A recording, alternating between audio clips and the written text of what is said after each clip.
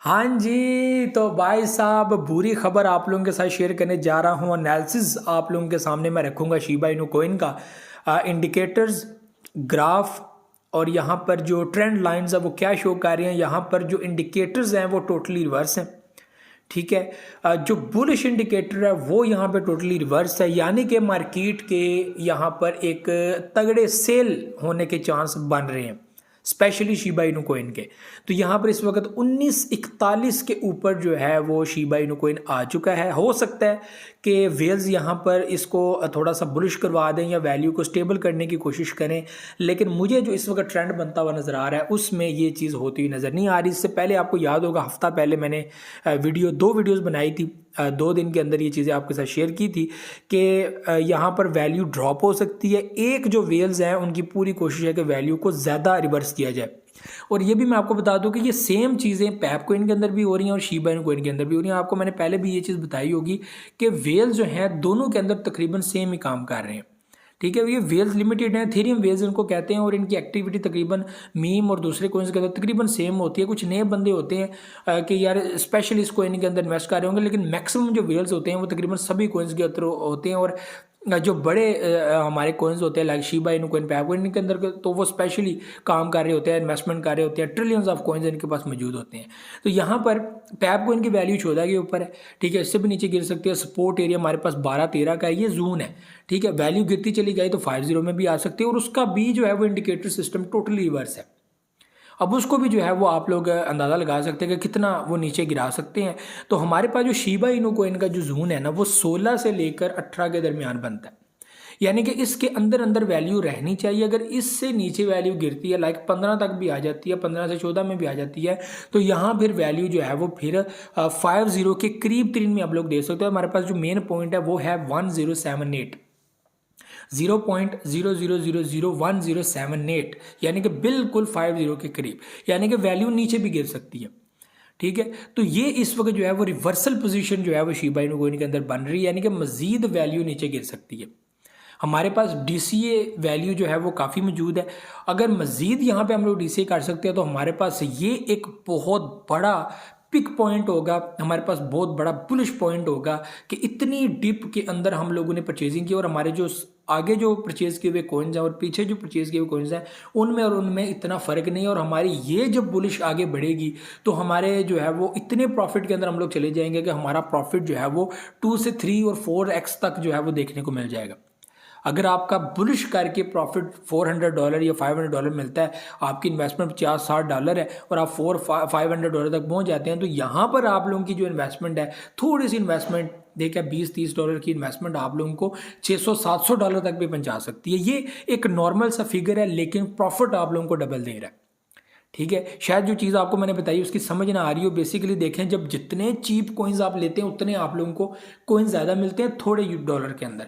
बड़ी ऊपर high rate के अंदर लेते हैं तो कोइंस कम मिलते हैं, इन्वेस्टमेंट आपकी थोड़ी ज़्यादा होती है। यानी कि जितने कोइंस आप लोगों ने पहले $60 के परचेज़ किए होंगे, कल को अगर वैल्यू 16 पे, 15 पे या 14 पे आ जाती है या 1078 पे आ जाती है तो और भी सस्ते कोइंस, यानी कि आप लोगों को $10 के अंदर 1 मिलियन कोइन मिलेंगे। अभी आपको $10 के अंदर 1 मिलियन कोइन नहीं मिलते, आपको लाखों के अंदर कोइन मिलते हैं, मिलियन के अंदर नहीं मिलते।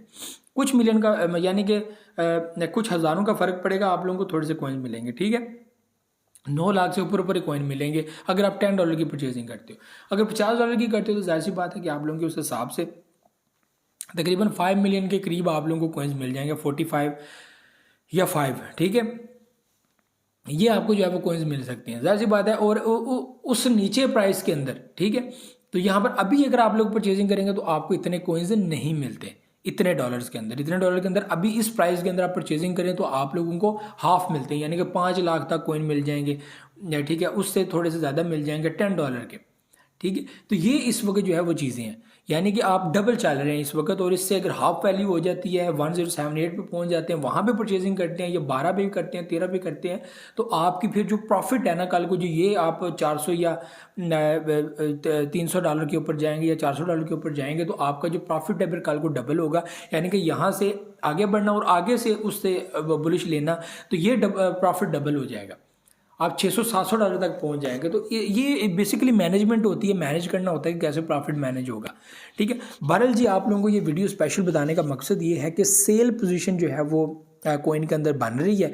बाकी यहाँ पे जो सपोर्ट एरिया, सपोर्ट जोन है, ठीक है, जोन मैं आपको कहता हूँ 16 से लेकर 18 के दरमियान, ठीक है, ये हमारे पास जोन है। अभी 19 के ऊपर मार्केट चल रही है, अगर 18 के अंदर आ जाती है तो गिरती यहाँ पर 16 तक भी जा सकती है, 17 तक भी जा सकती है। तो इस चीज़ को आप लोगों ने जहन में रखना। अगर 16 से नीचे गिरने की कोशिश करती है तो ज़ाहिर सी बात है हमारे पास वो एक मिड पॉइंट होगा, ठीक है, जहाँ से वैल्यू और ज़्यादा जो है वो नीचे आने की जो है वो कोशिश कर सकती है। तो इस चीज़ को जो है वो आप लोगों ने स्पेशली जो है वो नोट करके रखना है। बाकी पैप कोइन का भी यही है कि वो जो है वो 50 की पूरी कोशिश कर रही है, 14 के अंदर वैल्यू मौजूद है, गिरी, अगर जो है वो शिबा इनु कोइन 16-15 तक पहुंच गया तो ये तो डेफिनेटली 50 के अंदर चला जाएगा। तो वो बेस्ट अपॉर्चुनिटी आप लोगों के लिए बन जाएगी परचेजिंग की, हम लोग दोबारा से उस पॉइंट के अंदर चले जाएंगे।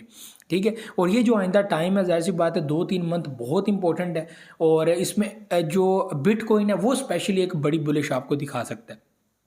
ठीक है, बैंक्स के ऊपर कुछ इंपॉर्टेंट चीज़ें हो सकती हैं, बैंक्स कोलैप्स की पोजीशन बना सकते हैं, ऐसी चीज़ें भी जो है वो होने जा रही हैं। तो अभी तो बहुत कुछ होना बाकी है, कुछ चीज़ें स्टैंडर्डाइज्ड होंगी, कुछ इकॉनमी को लेकर बेहतरी की तरफ काम किया जाएगा, बहुत सारी ऐसी एक्टिविटीज़ होंगी जिनको अभी देखा जाएगा, उसके ऊपर काम होगा। अभी तो प्रेसिडेंट ने कुर्सी संभाली है, अभी इसके ऊपर मज़ीद क्या एक्टिविटी करेंगे, ज़ाहिर सी बात है कि वो बहुत कुछ ऐसी चीज़ें हैं जो उनके फैसलों के ऊपर में असर करती हैं। उनका ज़रा सा जो है वो एक बैक फैसला जो है वो कुछ भी कर सकता है।